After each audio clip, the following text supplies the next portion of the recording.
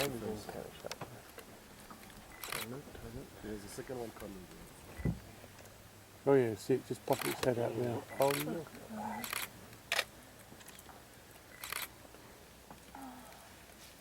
Slippery fella.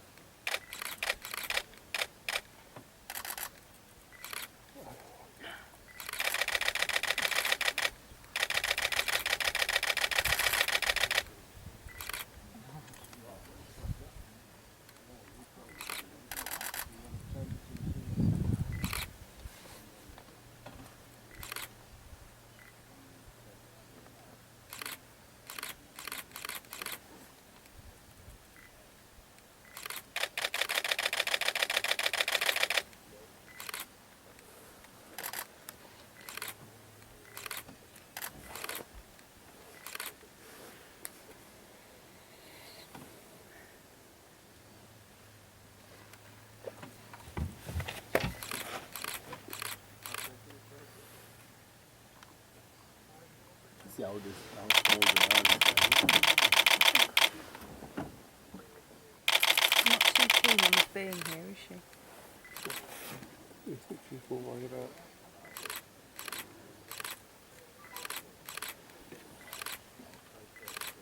Oh, look at the tail.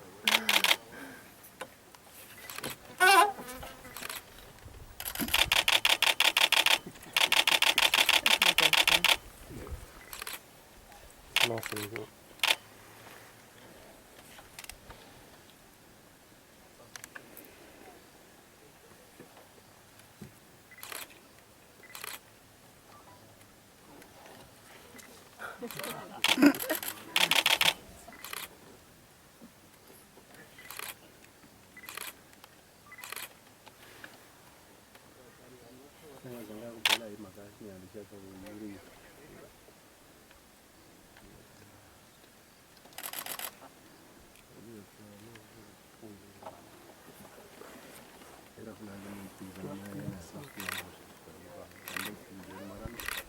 She's chewing the paw, look.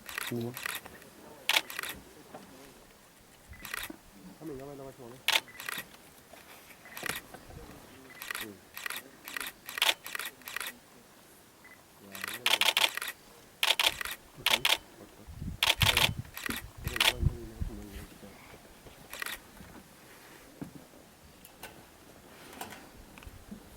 How's everyone doing there?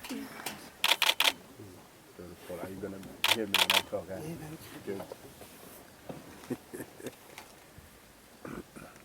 That's very interesting to see those youngsters there. You see, from a very young age, they've got that darkish color there, as you guys can see. But once they get older, from about 2 months, then you start to see them from the neck side changing. Come on, follow. Follow. Take the seat. What? No, she's just going to lie down here.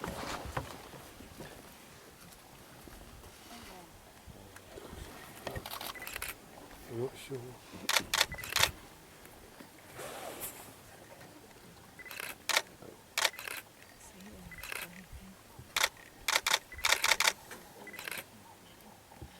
These are a couple of weeks old now, possibly maybe 3 somewhere there, towards a month. They're still very young. It's not always easy to judge them, but I mean, if you look from the neck side, they are also still very dark.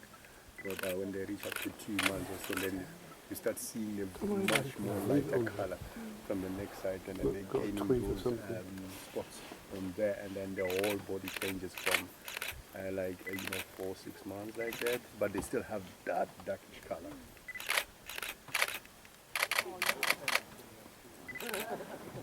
Beautiful.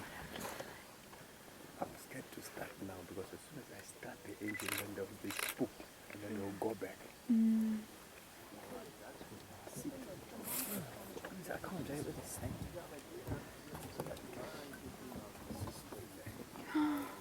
Oh, money shot right there.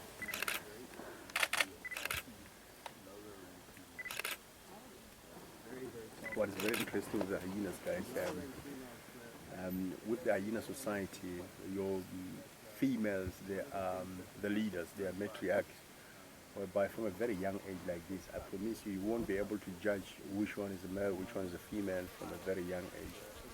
Because your hyenas, like an adult, I mean, what's happening, they all got what we call the seed of genius. So it's not always easy to judge, but though your females tend to be more larger in size. See what is happening? Oh, look, they're running back, having the noise of the engine and they're running back. They're a bit used to it. See? Back into the hole. Because if anything comes to disturb them, that's where they have to go for their safety. If they see anything suspicious, that's where they need to go. So that's why as soon as we start the engine, it's like, what is that? I wish we can start and then come this way so that at least when they come back here, while that engine is running there.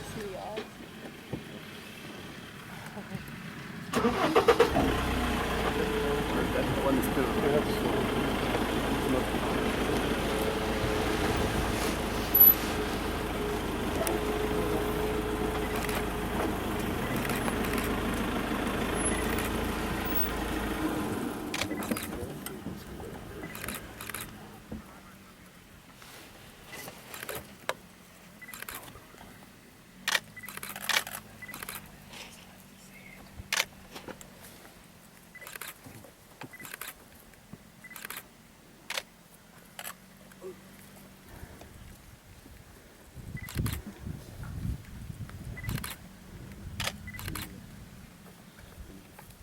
Well, hello. Let's take it with us back to the camp, guys. This youngster. Yeah. We'll keep it in our room. I will like him.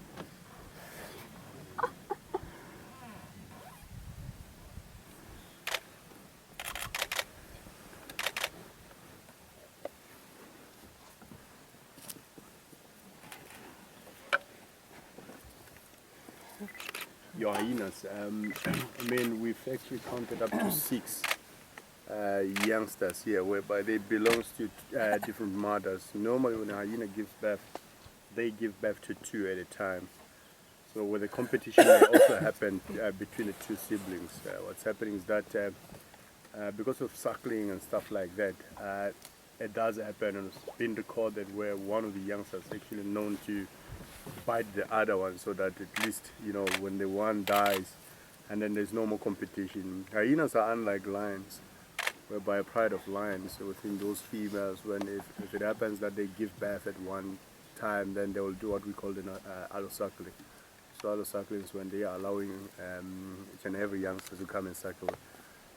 So no matter who belongs to who, you know, they'll allow any youngster to come and suck. So with the hyena, it doesn't happen like that. One sibling's lost, and then there's no one which is going to, you know, share when it comes to suckling like that. So yes, our hyenas in this area. Very interesting enough that that leopard is very lucky there to kill that. And I mean, with this distance from where the leopard is down that way, unfortunately they didn't hear. Because if they did hear the scream of the warthog, they know that the warthog is getting killed.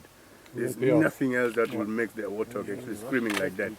All of a sudden, like the guys that were here were coming to join, they told us that because of the shouting of those impalas on the other side, immediately all of them that were around here, they went. They went to investigate what's happening.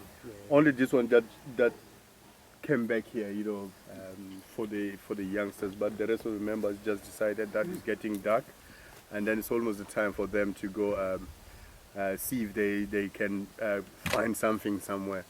Well, you know, in the area, because of the other number of predators like leopards, you know, lions, some members, they kill one another like that, maybe with the buffaloes. So it's much easier for them to scavenge, you know, because they will take a kill away from, like this time, we've got dogs around, wild dogs. There's a clan of hyenas that they always keep on throwing up on the wild dogs to take a kill out of that. So they don't really do the hunting in this game reserve, because somebody's actually doing a lot of kills for them, and they become lazy. But to see the youngsters like this, I think is the best also. I love youngsters, young hyenas. We'll get to see adults somewhere, we come across them, but when we need to see the youngsters, this is where we come here. Hyenas, they will make use of the den site, whereby they will use the termite mounds. The holes that you can see there is been dug out by an artifact, looking for the termites inside. And then when artifact leaves, animals like hyenas, the wild dogs also do the same. Obviously, warthogs is home to them because each and every warthog, no matter how big they are always sleep in holes. Once they run out of light like that, most of the warthogs will be returning back to the holes. So then they come and make use of it, or modify it and make it as a home, you know, especially for the youngsters. When the lions come in an area, then the youngsters, they will quickly rush into a hole. That hole there is none of any of the predators like leopard, lion that will go there. They will hide very well, and obviously with a leopard, hyenas won't